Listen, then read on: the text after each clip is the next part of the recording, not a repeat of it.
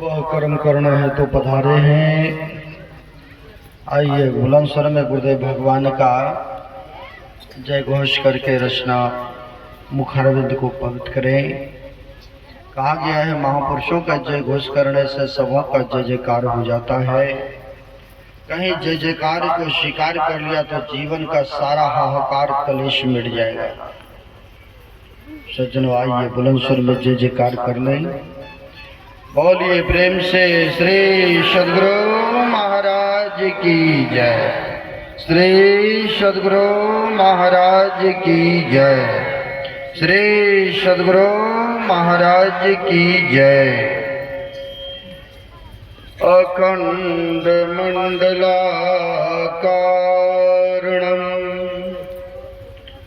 व्याप्तनेन चराचरम् तत्पदं दर्शितं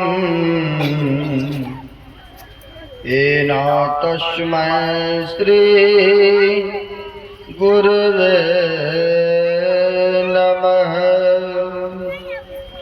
परम गुरुवे नमः। परापर गुरुवे नमः। परमात्मा गुरुवे नमः। आत्मा गुरुवे नमः। आदि गुरुदेव अनादि गुरुदेव अनंत गुरुदेव अखिल गुरुदेव चरण गुरुदेव शरण गुरुदेव श्री गुरु महाराज चरणारविंदो नमो नमस्ते। महाराज सद्गुरु है राजन का राजा है जिनकी कृपा से सर्व काजा भन में ही सोई परम गुरु नमामि नमामि नमामि नमामि। 20वीं शताब्दी के संत सद्गुरु महाराज जो कि जन जन में कण कण में व्याप्त हैं, जग उद्धारक जग कल्याणकारक ऐसे सर्वव्यापक गुरुदेव भगवान के पाद पद्मों में असंख्य असंख्य बार नमन है। तीर्थों को भी पावन पवित्र करने वाले मंचस्थ पूज्य गुरुजन, पूज्य साधु चरण एवं विद्वत जन आए हुए सदगुरु के सद्भक्तगण, जो मानव शरीर का कर्तव्य है वह कर्म करना है तो यत्र तत्र से संत सद्गुरु महाराज के छत्र छाया में आकर के बैठे हैं। बड़े ही सौभाग्यशाली और पुण्यात्मा है, धर्म काम के लिए समय दिए। अभी पवित्र ग्रंथ रामचंद्र मानस से आरण कौन से भक्ति के संबंध में सुन रहे थे। 9 प्रकार के भक्ति के संबंध में श्रवण किए हैं। भक्ति यहीं से प्रारंभ होते हैं, जो संतों के महापुरुषों के सानिध्य में बैठे हैं, यहाँ से प्रारंभ होते हैं। लेकिन इससे पहले हम भगवान श्री राम के उपदेशों को सुन रहे थे। भगवान श्री राम जब पहुंचे हैं माता सबरी के कुटिया में, तो माता सबरी हाथ जोड़ करके विनती भाव फूल फल ले करके सामने रखते और हाथ जोड़ करके विनती कर रही है, कई विधिया स्तुति करो तुम्हारी, अधम जाति में जर मत भारी, अधम त अधम अधम अति नारी, तिन मही मैं मत मंद अघारी। हे प्रभु, मैं आपकी स्तुति किस प्रकार करूं? मैं तो नीच जाति का बीननी हूं। ये कौन कह रहा है? माता सबरी कह रही। मैं नीच वर्ण का हूं, मैं कैसे आपका गुणगान करूं, स्तुति करूं? है? तब भगवान श्री राम ने कहा कि सबरी, क्यों तू ऐसे कर रहे? हमें तो भक्ति से नाता है। कहा, जाति पाति कुल धर्म बराई, धन बल परिजन गुण चतुराई, भागति हीन नर सोवई कैसा, अब बिन जलवारिद देखिए जैसा। अब भगवान श्री राम कह रहे हैं, हे सबरी, मनुष्य अगर ऊंचे जात का है, अगर ऊंचे खानदान में पैदा लिया है, अगर कर्म उसका नीचे वाला है, तो हमें वैसे उच्च कुल में जन्म लेने वाला पसंद नहीं है।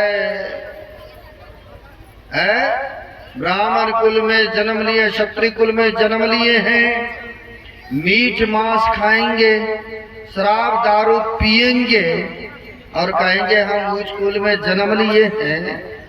क्या जन्म लेने से कर्म बनता है कि कर्म करने से जन्म लेते हैं? कर्म करने से उसका नाम गुणगान होता है। आज देख लीजिए सोपच भगत, आज देख लीजिए रविदास जी महाराज, है ऐसे सब इतिहास गवाह है सज्जनों। भगवान श्री राम ने कहा, जाति पाति कुल धर्म बराई, धन बल परिजन गुण चतुराई, भागति हीन नर सोवई कैसा, बिन जलवार देखिए जैसा।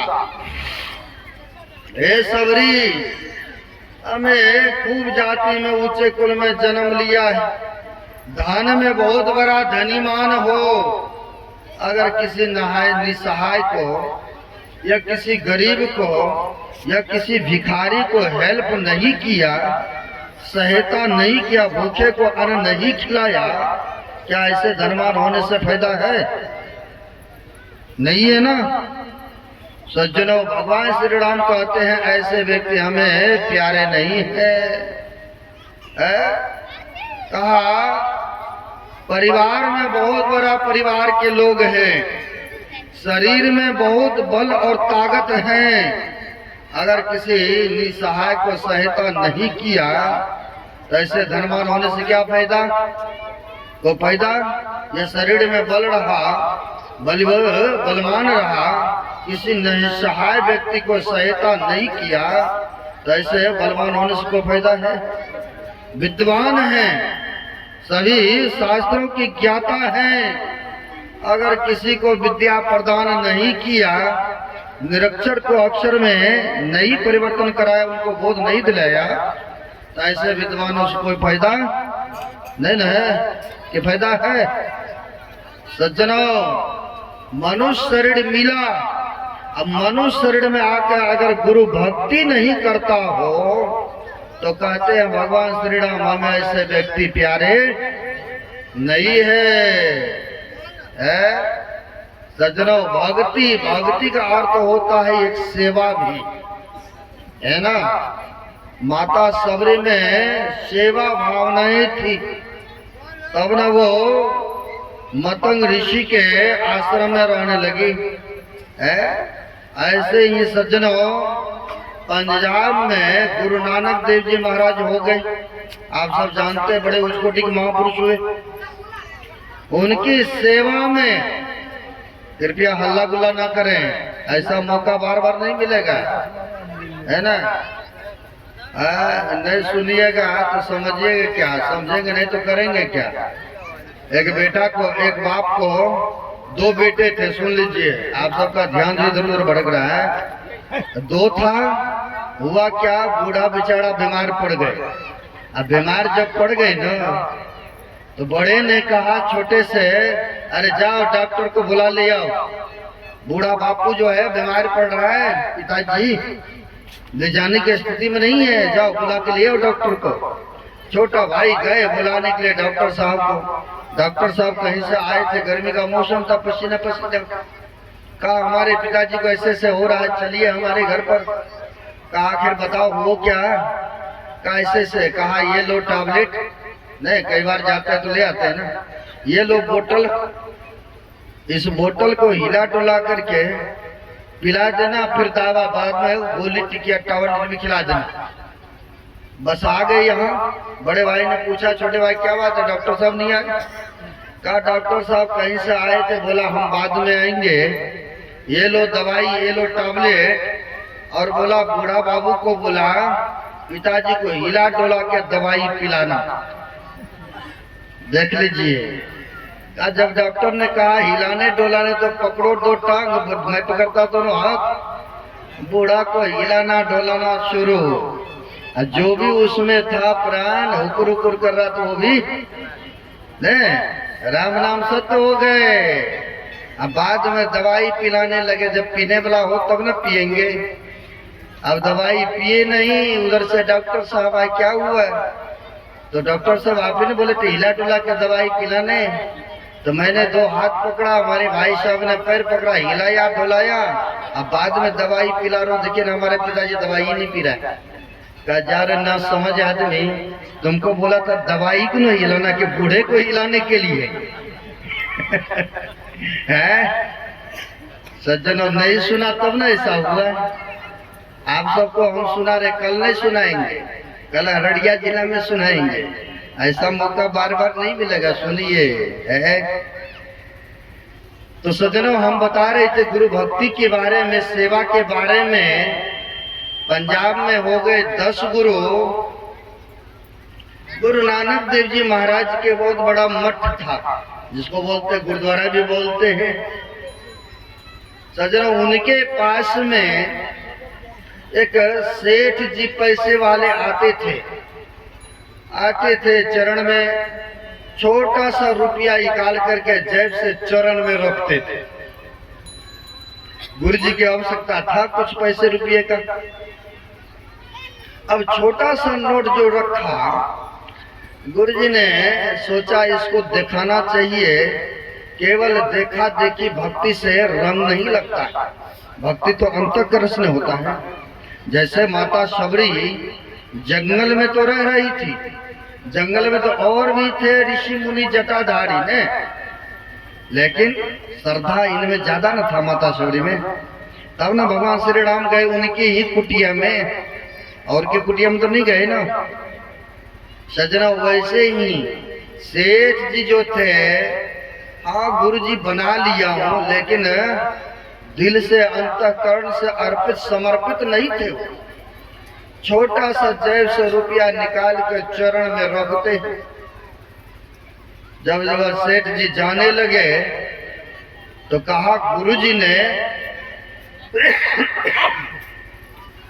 देखो फलाना गांव में हमारा एक शिष्य नाम है, उसका नाम है झंडा, नाम सरदार झंडा नाम है, उसको जाकर के बोलना गुरुजी को 500 रुपये की आवश्यकता है, यानी जरूरी है, बोलना वो दे जाएंगे हमें।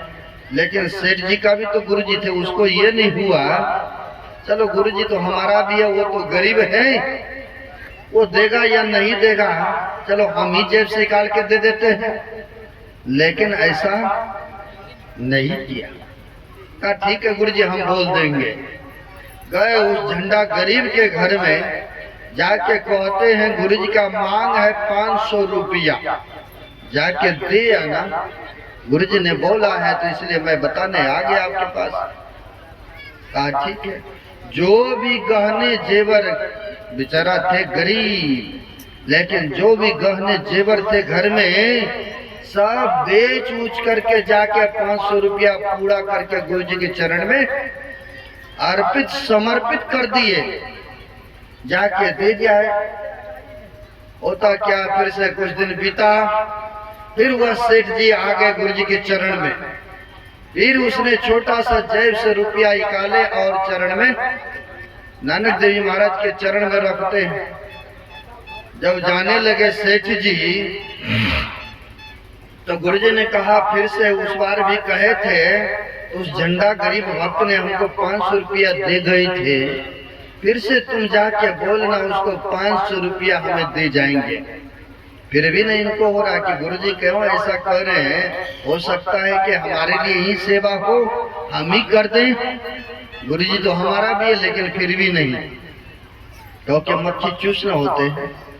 बड़े पैसे आदमी बहुत मक्खी चूस, दान पुण्य करके खुश नहीं, सेवा करके खुश नहीं। सजनों, धन की 3 गति, पहला भोग, दूसरा दान, तीसरा नाश होते। बीमारी हो जाना, या चोरी हो जाना, या रोग उत्पन्न होना तो उसमें चले जाना, या केस मुकदमा में लग जाना। धन की 3 गतियां होते। कहा ठीक है गुरु जी हम बोल देंगे, लेकिन ये नहीं हुआ कि हम ही निकाल के दे दे। कहा बोल देंगे गुरु जी। सज्जना, होता क्या है, गए यह है जाकर के झंडा से कहते हैं गुरु जी का पुनः 500 रुपया मांगे। गुरु जी ने कहा है देने को। अब तो सोच में पड़ गए, जो था पीछे गहने जेवर सोने चांदी बेच करके तो दे आए, अब तो है ही नहीं पास में। लेकिन उन्हीं के सेठ जी के दरबार में एक मस्किनिया नाम के पहलवान रहते थे, और इस सेठ जी का घोषणा था जो भी कोई हमारे पहलवान से लड़ेंगे, अगर परास्त हो गए, हार गए, तो उनको 500 रुपये दिए जाएंगे। अगर कहीं जीत लिए तो उनको मुंह मंगा इनाम दिए जाएंगे। अब इसने सोचा गुरु जी के लिए अब क्या करो, मांग तो है हमारे गुरु जी के, लेकिन पास में है ही नहीं। गुरु जी की सेवा करना, जान के बाजी लगा करके भी सेवा करना है हमें। देख लीजिए कैसा भक्त, जान की बाजी लगा के भी हमें सेवा करना है। कहा कोई बात नहीं। सज्जनों, आ गए उसी सेठ जी के दरबार में। आके सेठ जी से कहते हम आपके पहलवान मस्किनिया से लड़ेंगे। सेठ जी ने कहा अरे मरने के लिए तुम्हें और कहीं जगह नहीं था, शरीर में तो हड्डी दिख रहा। हमारा पहलवान तो मोटे तगड़े अच्छे अच्छे पहलवान को हड्डी पतली सब नष्ट कर दिया, तोड़ दिया, प्राण अंत कर दिया कितने को, लेकिन तुम आ गए हमारे दरबार में मरने। कहा कोई बात नहीं है, मरेंगे तो मरेंगे, लेकिन 500 रुपया तो जीतेंगे, गुरु जी की सेवा तो होंगे। देख लीजिए कैसे भगत थे सज्जना। कहा ठीक है। जब मछलियां पहलवान के आमना सामना हुआ तो वो भी पहलवान कहते हैं तुम्हें और कहीं जगह नहीं था मरने का, तुम आ गए मेरे सामने मरने के लिए, मेरे हाथों मरने को। कहा कोई बात नहीं है, मरेंगे तो मरेंगे, लेकिन 500 रुपया तो होगा, गुरु जी की सेवा करना है। अब ये जो था झंडा नाम के भक्त, इनके पुत्र था। कहा पुत्र से अगर कहीं मेरा शरीर छूट जाए, इन सेठ से 500 रुपया लेके जाके गुरु जी के चरण में दिया ना। गुरु जी के लिए मैं लड़ रहा हूँ, अपने लिए नहीं लड़ रहा हूँ। सज्जनों, देखने वाले लोग की कतार लगी हुई है। अब मस्कनिया पहलवान से ये झंडा, जो भक्त थे दुबले पतले, आ गए फील्ड में लड़ने के लिए, आ गए लड़ने के लिए। देखने वाला की कतार लगी हुई है। अब दोनों में जो हुआ लड़ाई पहलवानी, नहीं कुश्ती होता है ना, दोनों में जो कुश्ती हुई, झंडा ने क्या किया, मस्किनिया पहलवान को उठा के पटक दिया और सीने पर चढ़ के बैठ गए। जब सीने पर चढ़ के बैठ गए तो सेठ जी ने कहा अरे मस्किनिया, अच्छा पहलवान आया, उसका तो तूने हड्डी गुड्डी तोड़ करके न जाने नकाम कर दिया, कितने को प्राण अंत कर दिया, लेकिन ये दुबला पतला झंडा नाम के शरीर पर मांस नहीं, कभी ये पहलवानी नहीं किया, और इससे तुम परास्त हो गया, हार गया, क्यों?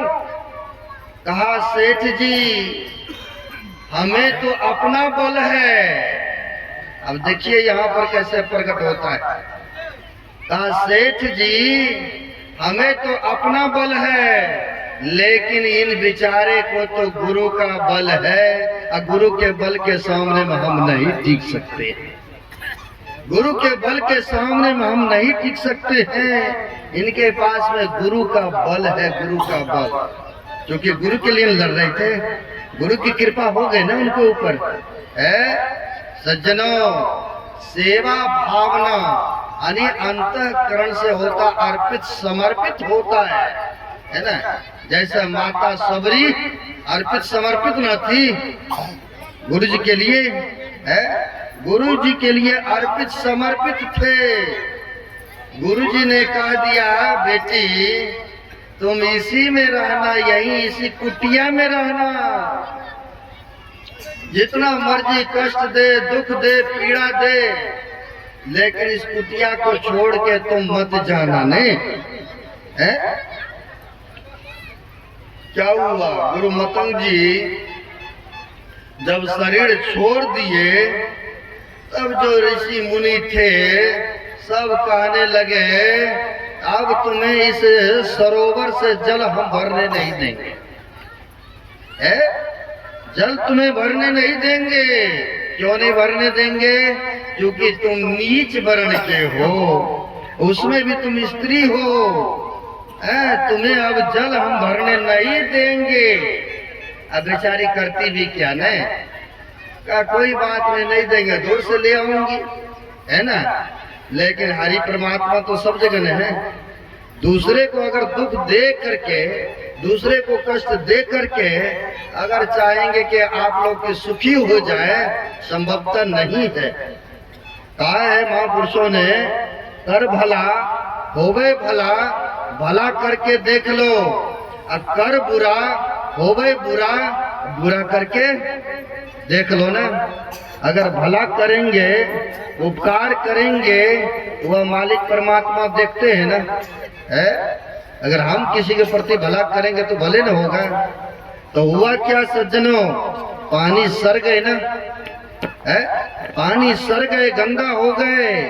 अब उनको भी पानी दूर से लाना पड़ेगा नहीं, क्योंकि पानी गंदा हो गया ना।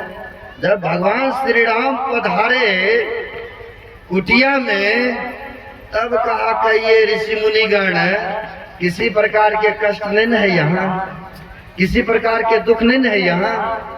है? जब भगवान श्री राम पधार गए तो क्या और को पधारेंगे कि नहीं? और आए हैं ना। रामायण को पढ़ के देखिए, जब भगवान श्री राम आ गए तो सब ऋषि मुनि पधार गए, और जब पधार गए सबको देखते हैं तो कहा कहिए किसी प्रकार के कष्ट नहीं है यहाँ? कहा सब तरह से तो ठीक है प्रभु, लेकिन एक ही दुख है। क्या दुख है? कहा है बगल में ही सरोवर है, वो सरोवर का जल जो है सड़ गया है, गंदा हो चुका है। अगर कहीं आपका चरण उस सरोवर में पड़ जाए तो वह सरोवर का पानी शुद्ध और निर्मल हो जाएंगे। जिस चरण को स्पर्श होते ही, जिस चरण को स्पर्श होते ही गौतम मुनि की पत्नी अहिल्या पत्थर हो गई थी, आपके चरण को स्पर्श होते ही वह दिव्य शरीर को प्राप्त हो गए। प्रभु कृपा आप अपना चरण को सरोवर में रखें। कहा ठीक है, तुम्हारी ऐसी इच्छा है, आप लोगों की ऐसी भावनाएं हैं, चलो हम रखता हूँ उस सरोवर में। भगवान श्री राम गए, ऋषि मुनि साधु सब गए हैं ना। है? सब गए वहां पर, और गए तो वहां पर भगवान श्री राम ने अपना चरण तो रखते हैं, लेकिन पानी स्वच्छ और निर्मल नहीं हुए ना।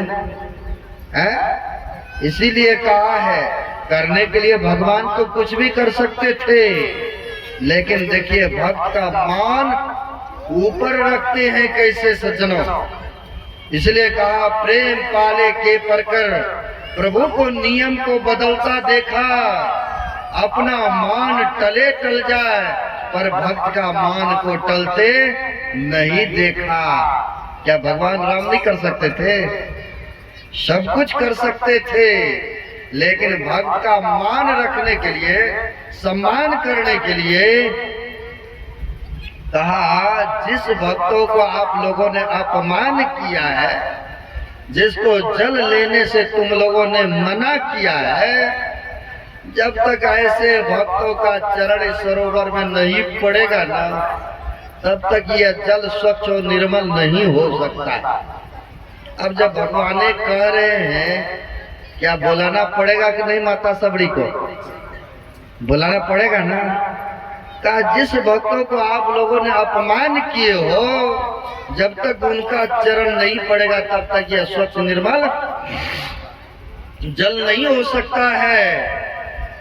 जाओ उनको बुला के ले आओ। भक्तनी सबरी को गए हैं ऋषि मुनि सब बुलाने के लिए। जब गए बुलाने के लिए सज्जनों, कहा आपको श्री राम बुला रहे हैं, चलिए नदी के तट पर।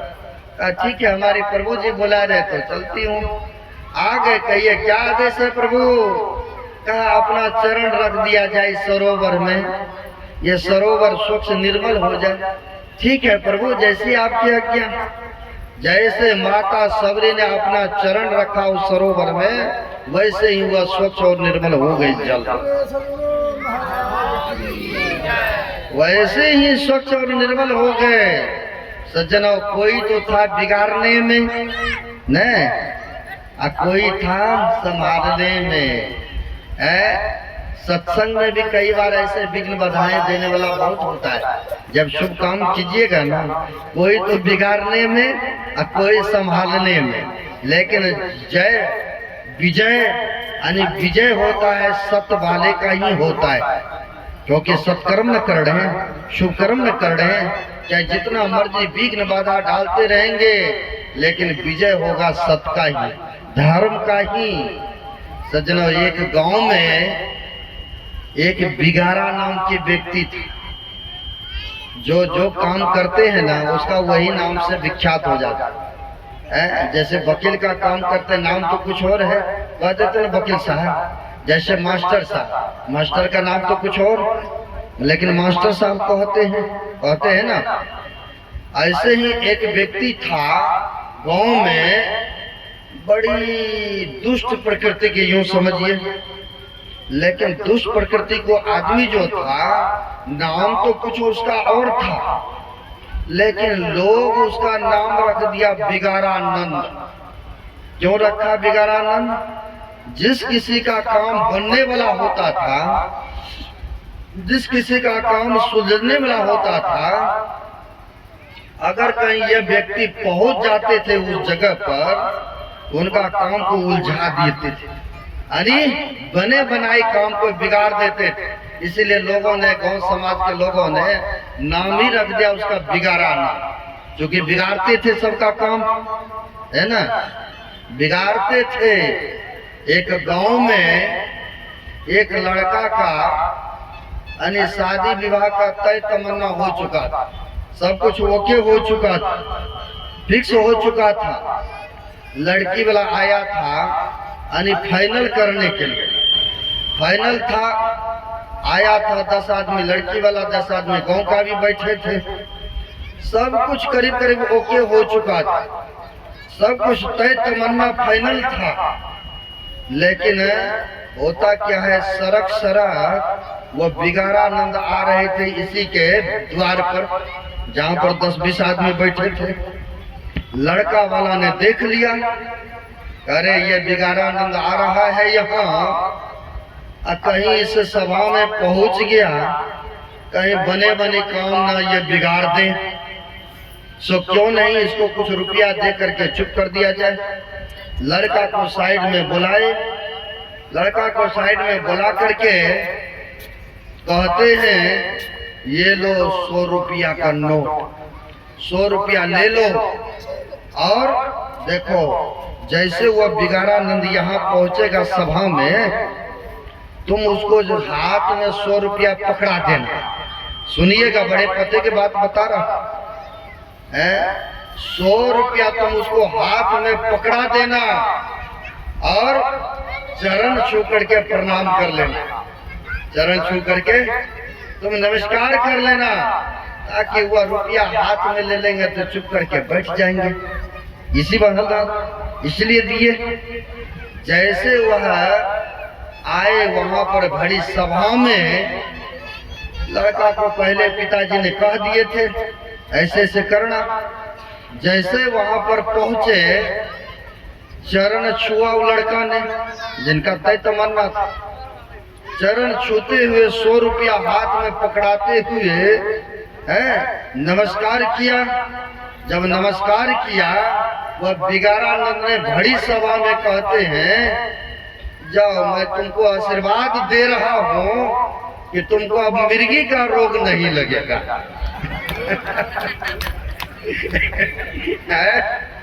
अब तो लड़की वाला उसी जगह का, अब हम शादी नहीं करने लगा, हमको पता चल गया।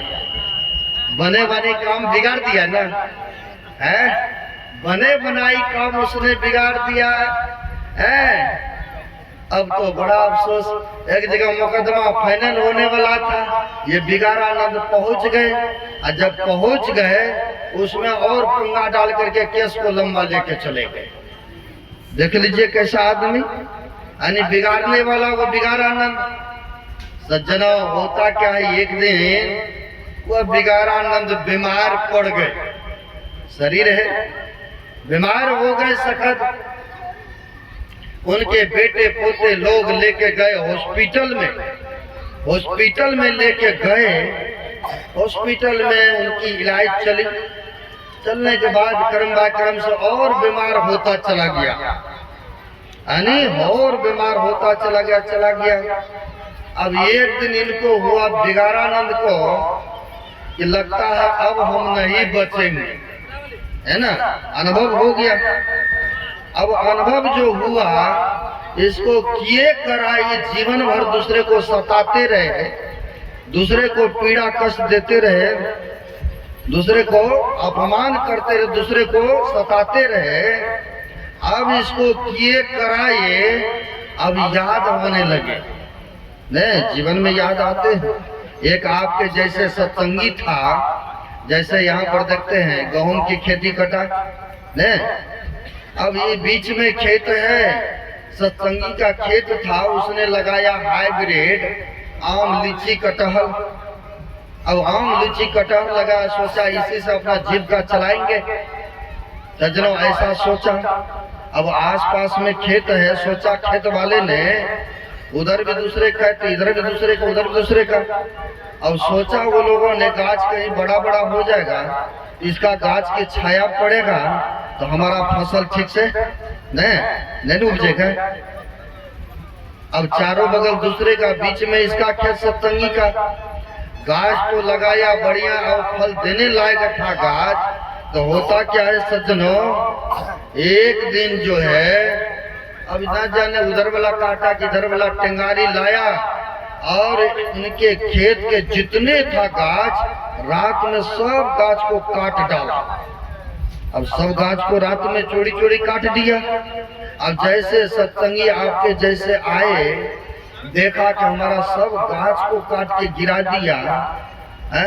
अब बेचारा रोने लगे सदगुरु महाराज के सामने में, जो गुरुदेव आप तो अंतर्यामी, हम तो नहीं देखे किसने काटा नहीं काटा, नहीं किसने काटा काट नहीं काटा, लेकिन गुरुदेव आप तो सर्वज्ञ हैं, सब कुछ जानते हैं।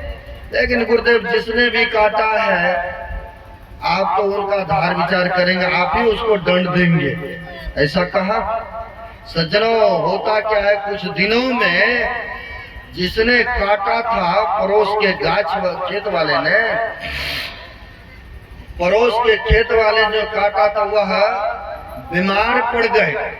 अब बीमार पड़ा तो क्या होता है, घर में ऐसा बीमार पड़ा कि सज्जनों उनको यह महसूस हो रहा था हमारे सीने पर चढ़ करके बैठ गया है कोई, और बैठ करके हमारे छाती को काट रहा है, टेंगारी कुल्हाड़ी से काट रहा है, हमारे बहुत पीड़ा हो रहा है, क्योंकि इसने वर्षों पहले आपके जैसे सत्संगियों का खेत के जो वृक्ष था उसको काटा था ना, है? आखिर देखा नहीं था, लेकिन सदगुरु महाराज तो देख रहे हैं ना। हरि व्यापक सर्वत्र समाना, वो हरि तो सर्वत्र है, सब वह देख रहे थे।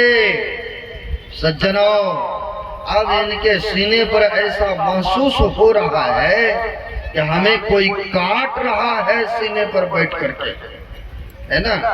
अब बेचारा सोच लिया कि अब हम जीवित नहीं रह पाएंगे, अब तो हम मर ही जाएंगे। क्यों नहीं वो सत्संगी से एक बार क्षमा मांग लूं, कहीं हम क्षमा मांग लेंगे तो उनके गुरु महाराज हमें माफ कर देंगे, क्योंकि वह गुरु भक्त ने है? क्षमा मांग लूं। अब यह बेचारा मरने की हालत में जो थे, सज्जनों अपने पुत्र से कहते हैं कि फलाना सत्संगी को बुला दो, थोड़ा मिलना चाहते। अब घर के लोगों ने सोचा ये लगता अब नहीं बचेंगे, इसीलिए उसको बुला दो, उसको बुला दो, ऐसा कह रहे। कहा ठीक है, गए उस सत्संगी को कहा हमारे पिताजी आपको बुला रहे हैं, आपको याद कर रहे, मरने की कतार में, ये सच्ची घटना दिखा रहा हूं मैं। कहेंगे कि किसने देखा, लेकिन देखने वाला देख रहा है ना। किसी को आप अगर कष्ट पहुंचाएंगे, पीड़ा देंगे, तो क्या मालिक छोड़ देगा, परमात्मा छोड़ देगा? नहीं छोड़ेगा, नहीं छोड़ेगा। सज्जनों, अब होता क्या है, वो सत्संगी को बुलाया, आया, अब लेटे लेटे सोए सोए कहते हैं आपके जो वर्षों पहले वो आपकी जमीन का जो गाछ जो लगाए थे आम, लीची, कटहल का, वह वृक्ष को किसी और ने नहीं काटा था, वह काटने वाला मैं ही हूँ। मैं काटा था आपके गाछ को, क्योंकि हमारे आपके आर में खेत कर रहा था। मैंने सोचा कि वह छांव पड़ेगा तो फसल नहीं निकलेगा, इसलिए मैंने आपके वृक्ष को मैंने ही काटा था। जब से काटा हूँ तब से मैं धीरे धीरे बीमार पड़ता गया।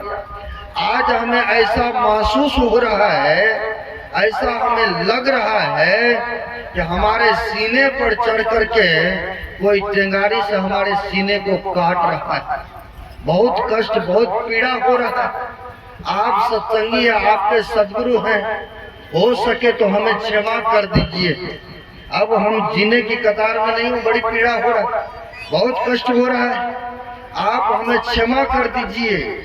जो हमसे लेंगे हर जना, जो मांगेंगे हम देने के लिए तैयार हैं। अब गलती को स्वीकार कर लिए, देने के लिए भी तैयार है। सत्संगी को बड़े दया आ गया, सत्संगी का हृदय तो होता ही है दया का सागर, इनको दया आ गए। सज्जनों, गुरु महाराज से आकर के प्रार्थना उनके लिए करते हैं, गुरुदेव उसने स्वीकार कर लिया है, आप हमारे लिए न जाने उनको कष्ट दे रहे हैं, सीने पर कटाई हो रहा है, ये कोई और नहीं, हमारे लिए तो आप ही ने हैं, आप उनको पीड़ा कष्ट दे रहे गुरुदेव। जब स्वीकार कर लिया है गुरुदेव, उनको क्षमा कर दिया जाए। अब जैसे गुरु महाराज के पास में सत्संगियों ने इधर कहा क्षमा कर दिया जाए, वैसे ही वह व्यक्ति उठ के खड़े हो गए, क्योंकि सत्संगी ने गुरुदेव से प्रार्थना की है ना, कोई अपकार किया, अनिष्ट किया, लेकिन सत्संगियों ने सोचा गुरुदेव माफ कर दिया जाए, लेकिन महसूस हो गए ना।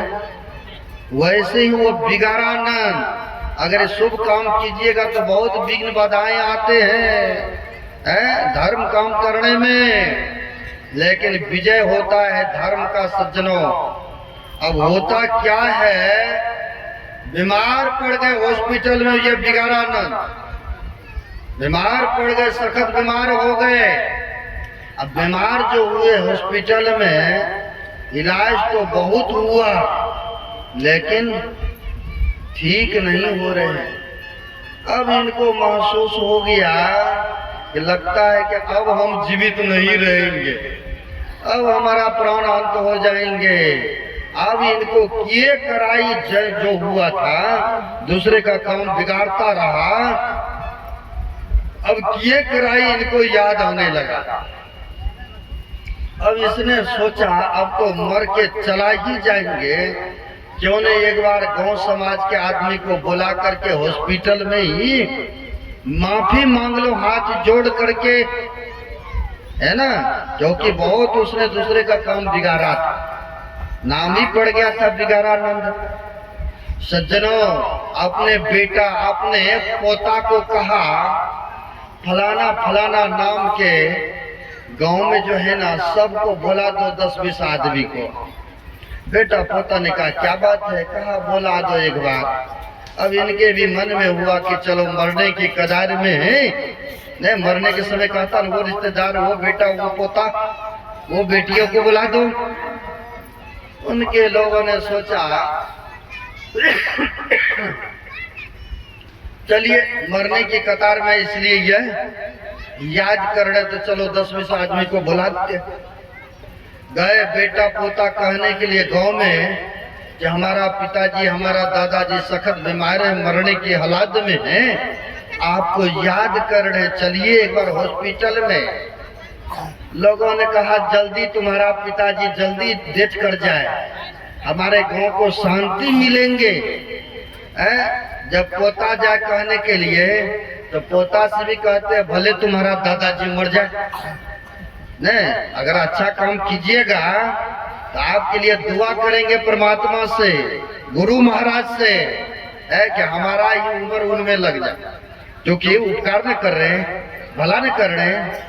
अगर किसी को अपकार करते हैं, किसी को अनिष्ट करते हैं, किसी को गड्ढे में धकेलने का काम करते हैं जीवन पर्यंत, तो लोग चाहते हैं कब इनका हमारे गांव से छुट्टी हो जाए, नहीं कब इनका प्राण अंत हो जाए, ताकि हमारे गांव का कल्याण हो, ताकि यह नहीं रहेगा, नहीं दूसरे का काम बिगाड़ेगा, नहीं इसको दूसरे को कष्ट पहुंचाएगा। लोगों ने कहा भले तुम्हारा दादा समाप्त हो जाए, भले तुम्हारा पिताजी समाप्त हो जाए, लेकिन एक बुजुर्ग था उसी गांव में समझदार, उसने कहा अरे काम तो हमारा भी बिगाड़ा इसने, बहुत काम को क्षति पहुंचाया है। जब मरने के कगार में है, जब याद कर रहा है, अरे क्या लगता है चलो 10-20 आदमी मिल करके हॉस्पिटल में एक बार अंतिम मुलाकात कर लेते हैं, है ना, अब तो नहीं है बचेगा, चलो एक बार मिलाते। बुजुर्गों को कहने पर चले गए 10-20 आदमी।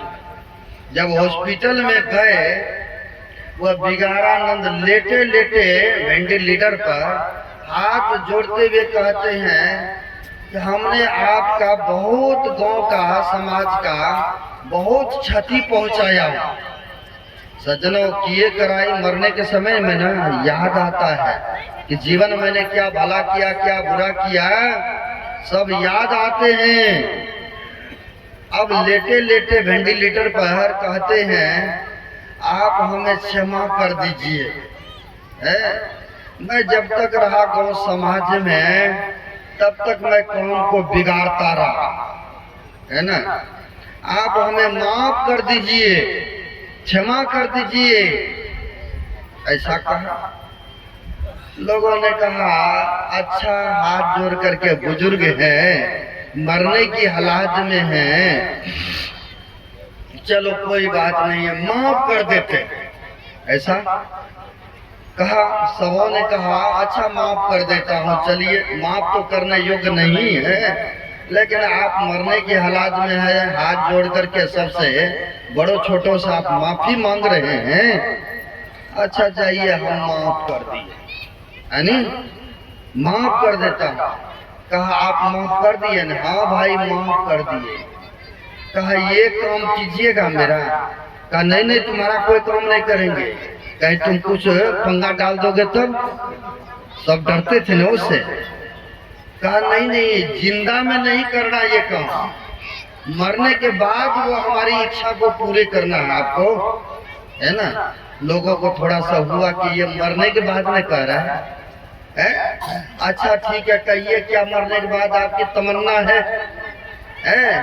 क्या समाधि बनवाना है कि भंडारा करवाना है कि क्या करवाना है? बोलिए।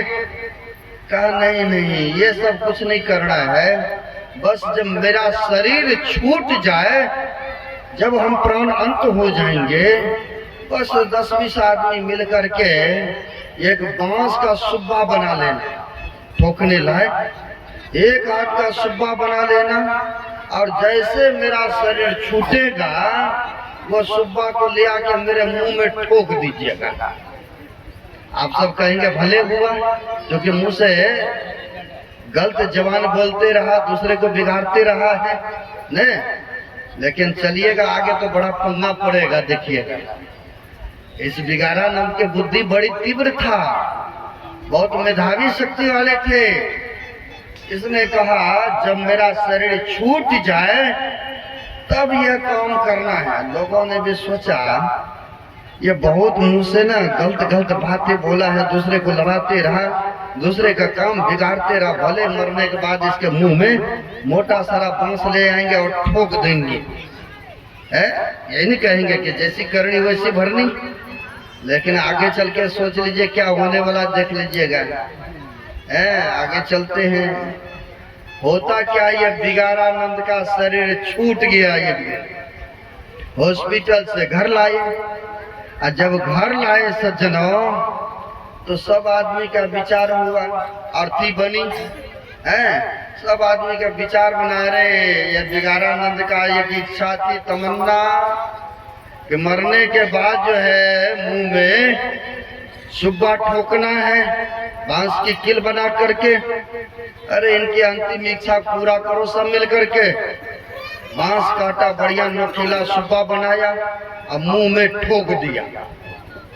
और ठोक दिया, लोग तो बड़ा खुश है, इसी मुंह से हमारा काम बिगाड़ा था, है ना। खुश है, सब आदमी चले जलाने के लिए न। सड़क सड़क जा रहे थे जलाने के लिए। होता क्या है सज्जनों, उस शरीर सड़क सड़क उधर से पुलिस की गाड़ी आ रही थी। अब देख लीजिए क्या होने वाला है। इधर से जा रहे थे जलाने के लिए और उधर से पुलिस की गाड़ी आ रही थी। पुलिस ने देखा, अरे बहुत दिन हो गया, बहुतों लाशों को, मुर्दों को देखा हूँ, कफन ओढ़ा हुआ बराबर रहता है, लेकिन मुंह के पास क्यों ऐसे है? माता लोग समझ गई लग रहा है न। अब पुलिस जब देखी तो देखने के बाद कहते, अरे भाई तुम लोग कहाँ जा रहे हो? तो श्मशान घाट जा रहे हैं, मर गया इसको जलाने के लिए। कह रहे रे मेरे को कुछ डाउट हो रहा है। अरे मुंह के पास ऐसे क्यों, ऐसा ऊंचा ऊंचा? ये तो प्लेन होना चाहिए ना। अरे इसको नीचे रखो, नीचे। अब तो जैसे कहा पुलिस ने नीचे रखो, सब आदमी ने हड़बड़ी मच गए, डरने लग गए। जैसे उस अर्थी को नीचे रखा सज्जनों, कहा इसके कफन को उघारो, उतारो। कफन को जो ही उघारा तो देखा सुब्बा से मुंह में कील को ठोका था, खून भी निकला था। कहा रे तुम लोग सब मिल करके बूढ़े को मुंह में कील ठोक करके मार दिया है, तुम अब उधर श्मशान नहीं जाएगा, चलो सभी जेल में। सबको जेल में जा करके बंद हो करवा दिया। कहा जाओ रे बिगारानंद, तुम तो जब तक जिंदा रहा तब तक तो बिगाड़ते रहा काम को, लेकिन मरने के बाद भी तुमने जेल में हम लोगों को डाल दिया, बिगाड़ के गया है? देख लीजिए सज्जनों, अरे कैसे सब गांव में आदमी रहते हैं। पुण्य कर्म करने चलेंगे, धर्म कर्म करने चलेंगे तो बहुत पैर पकड़ के खींचने वाले है। क्यों हुआ सत्संग कराएंगे, क्यों हुआ धर्म कर्म कराएंगे, क्यों हुआ पुण्य कर्म कराएंगे? क्या हुआ भाई?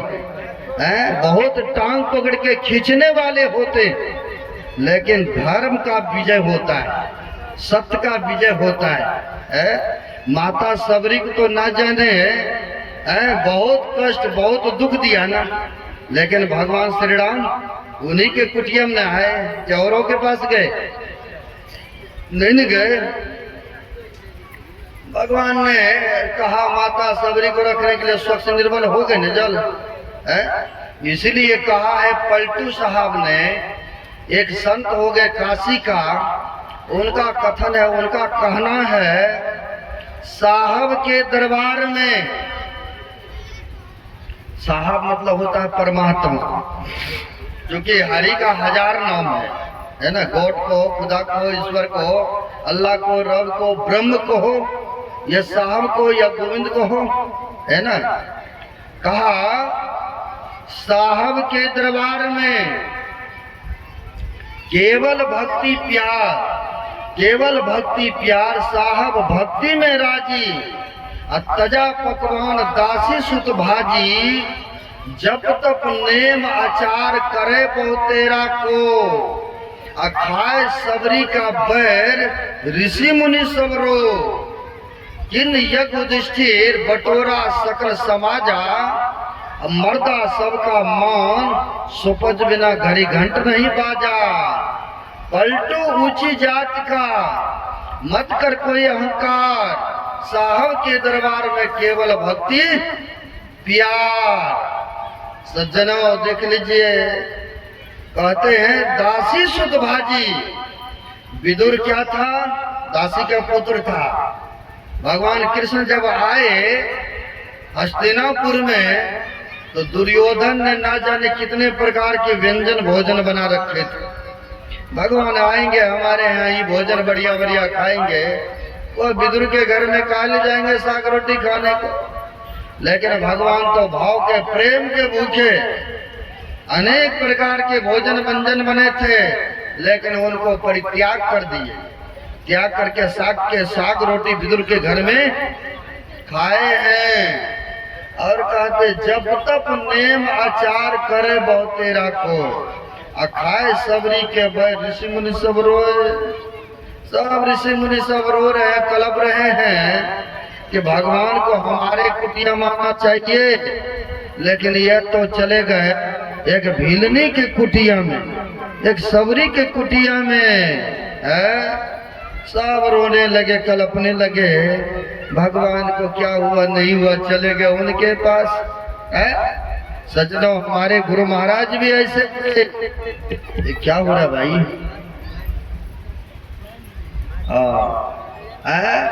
हमारे गुरुदेव भी ऐसे थे। पहले जमाने में आलू और शकरकंद की खेती ज्यादा होते, अब ना फसल हो रहे हैं। जैसे भगवान श्री राम ने माता सबरी का जूठन बैर फल खाए। अब देखिए हमारे गुरु महाराज कैसे भक्तों का मान रखते हैं, कैसे सम्मान करते हैं। सज्जनों एक भक्तों के मन में हुआ कि फलाना फलाना व्यक्ति तो पैसे वाले हैं, वो बुला बुला के भंडारा सत्संग दान पुण्य सब करते हैं। काश हमारे भी जेब में होता रुपया पैसा, हम भी साधु संतों को बुलाते, भंडारा कराते, हम भी सबको खिलाते। लेकिन हमारे पास तो उतना है ही नहीं, तो कैसे सेवा करो, है नहीं कुछ। लेकिन एक दिन मन में भाव प्रकट हुआ कि हमारे खेत में शकरकंद है ना, शकरकंद अपने खेत से बढ़िया बढ़िया निकालेंगे, आग पर पका करके लेके चले जाएंगे गुरु महाराज के लिए, कुप्पा घाट भागलपुर लेके जाएंगे। अगर गुरु महाराज थोड़ा भी खा लिया ना, तो हम समझेंगे कि हमारा सेवा सार्थक सफल हो, क्योंकि हमारे गुरुदेव भगवान ने है ऐसा सोचा हुआ सत्संगी बेचारा ने, है ना। हमको भी आपके जैसे कई भक्तों ने पेड़ा बना के दे देता है, महाराज पेड़ा खाइएगा, ले जाइए ना, आपने गाय का बनाया, कई भक्तों ने दिया बड़ी श्रद्धा के साथ। अब श्रद्धा को ठुकराना भी तो ठीक नहीं। अब होता क्या, ये सत्संगी ने अपने खेत से शकरकंद निकाला, शकरकंद निकाल के गोइठे के आग पर पका लिया। पका करके जैसे देखते गमछा है ना ने गले में, वो गमछे में बांध दिया, कपड़ा में बांध करके मोटे पे लटका करके चल दिया पैदल यात्रा। उस समय बरारी में पुल नहीं था, स्टम्बर जहाज पर पानी पर नाव पर जाकर उस पार होना होता था। वो व्यक्ति पैदल पैदल यात्रा आए तो पार हुआ। पार होने के बाद गए वहाँ कुप्पा घाट भागलपुर। जो गुरु महाराज के भंडारी सेवक थे उनको वह कपड़ा समेत पकड़ाते हुए कहते हैं अपने घर से लाया हूँ, अपने खेत का यह शकरकंद लाया हूँ गुरु महाराज के लिए। गुरु महाराज को दे दीजिएगा, थोड़ा भी खिला दीजिएगा तो मैं समझूंगा मेरा सफल हो गया सेवा, है ना, दे दीजिएगा। लेकिन सेवक ने देखा, कह रहे भाई ये मैले कुचले कपड़े में तुम लाया है, पता नहीं कहाँ से आया कहाँ से नहीं। जो ये चीजें स्वीकार नहीं है, हमारे गुरु महाराज ये शकरकंद उकरकंद नहीं खाते, ले जाओ शकरकंद, ऐसा कल ले जाओ। अब बेचारा बड़ी जिज्ञासा से आया था कि गुरु महाराज थोड़ा भी खा लेंगे तो समझेंगे मेरा सेवा सफल हो गए। अब सेवक कहते हैं भंडारी ले जाओ इसे। अब बेचारा बड़ा दुख हुआ, बेचारे के मन में बड़ी तकलीफें हुआ, लाए इतने दूर से, नहीं स्वीकार हुआ। अब सोचा कि शाम होने को जा रहा है, अब जाएंगे क्या, अब तो जा भी नहीं पाएंगे अपने घर को, क्यों नहीं यहीं पर रह लेते, गुरु स्थान है, यहीं रात बीच रह लेते हैं, फिर चलेंगे, कल सुबह चले जाएंगे, कल सुबह चले जाएंगे। ऐसा उन सत्संगी के मन में हो। अब रात बीच रहने के लिए सोचा। शाम के समय में क्या था, अभी भी वेलचर है, कार है ना, जो जगह होंगे कुप्पा घाट देखे होंगे, वह वेलचर पर गुरु महाराज को घुमाते थे, फिराते थे, टहलाते थे, है ना, घुमाते फिराते टहलाते थे। और आपके जैसे हमारे जैसे सब भक्त टहलते थे, घूमते थे, है ना। हेलो, क्या हो गया? हेलो हेलो, एक लाइट तो नहीं बेटा, करने हुआ है, हम बाहर रहते हैं।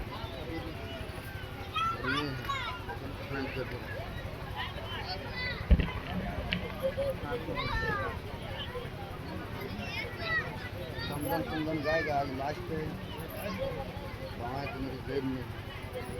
हेलो हेलो, आवाज दीजिए, कैसे बेइज्जती करा रहे हैं। हेलो, बोलिए प्रेम से श्री सद्गुरु। अब ज्यादा समय नहीं लेंगे, है ना, 6 बज चुका है, सोचे अंतिम है तो थोड़ा सुनाई दे, घंटा से ऊपर तो सुना चुका हो, है ना। गायक का वेट कर रहा हूँ, हमारे साथ गायक है, सोचे समदन स्वर, लेकिन फील्डे छोड़ के भाग गया है, पता नहीं किधर गया है। अगर आवाज सुनते हो तो आ जाए तो बढ़िया रहेगा। तो हम सुना रहे थे, ये जो गरीब भक्त थे, जैसे व्हीलचेयर पर घुमा रहे थे गुरु महाराज को जो सेवक थे,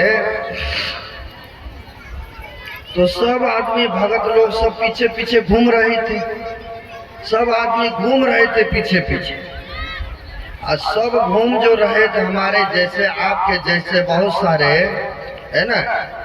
अब होता क्या है, गुरु महाराज सब जगह से घुमा फिरा करके जब लाए ना, एक बरंडे में, जैसे आंगन होते चौरा होता है, वहां पर व्हीलचेयर को खड़ा दिए। अब व्हीलचेयर को खड़ा जो दिए, है ना, दूर से सब आदमी दर्शन कर रहे हैं, दूर से सब आदमी देख रहे हैं, है ना, सब आदमी देख रहे हैं, देख रहे हैं। अब गुरु महाराज अंतर्यामी, सुनिएगा, बड़े पते के बात बता रहा हूं। गुरु महाराज अंतर्यामी महापुरुष, गुरु महाराज कहते हैं कि आज हमें पका हुआ शकरकंद खाने का मन कर रहा है, आज हमें पका हुआ शकरकंद खाने का मन कर रहा है। वह भक्त पीछे में था, सुन रहा था, सबको हटाते हुए ले हुए शकरकंद लेते हुए पहुंच के गुरुदेव हम लाया हूँ अपने घर से पका करके ये लिया जाए। और गुरु महाराज ने कहा आपने सेवक से ये शकरकंद बढ़िया बढ़िया ले लो और ले करके दाल में डाल दो ब्रिक ब्रिक करके, ताकि हमारा यह गरीब भक्तों की तरफ से भी भंडारा हो जाए। देख लीजिए कैसे थे हमारे गुरु महाराज, भक्तों का मान रखने के लिए वह तो बेचारा निराश न हो गए थे, लेकिन सदगुरु महाराज अंतर्यामी कहा शकरकंद ले लो और भंडारा में यानी दाल में डाल दो, सबके थाल में दाल परोसे जाएंगे क्योंकि इनके तरफ से भंडारा हो जाए। कैसे हमारे सदगुरु भगवान थे अंतर्यामी।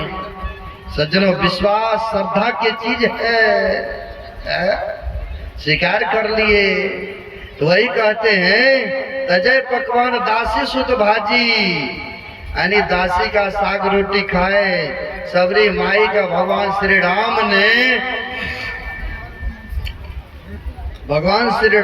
बेर खाए। किन यज्ञ युधिष्ठिर बटोरा सकल समाजा, मर्दा सबका मांस पच बिना घड़ी घंट नहीं बजा, नहीं बाजा। यानी देखिए भगवान तो भाव के प्रेम के भूखे होते हैं सज्जनों। हमारे सदगुरु महाराज भी प्रेम के भूखे भाव के भूखे हैं, जो सरलता से जो श्रद्धा के साथ भजन ध्यान सत्संग करेंगे, ये माता लोग करेगी, कोई भी चीजों की कमी नहीं रहने देंगे। किसी भी प्रकार के कष्ट दुख है, गुरु दाता दयाल वह काटे जंजाल पल में कर दे निहाल, सब दुखों का भी निवारण करते हैं सज्जनों। इसलिए ऐसे संत सदगुरु जीवन में हम लोगों को मिला है। पहला भक्ति यहीं से प्रारंभ होता है।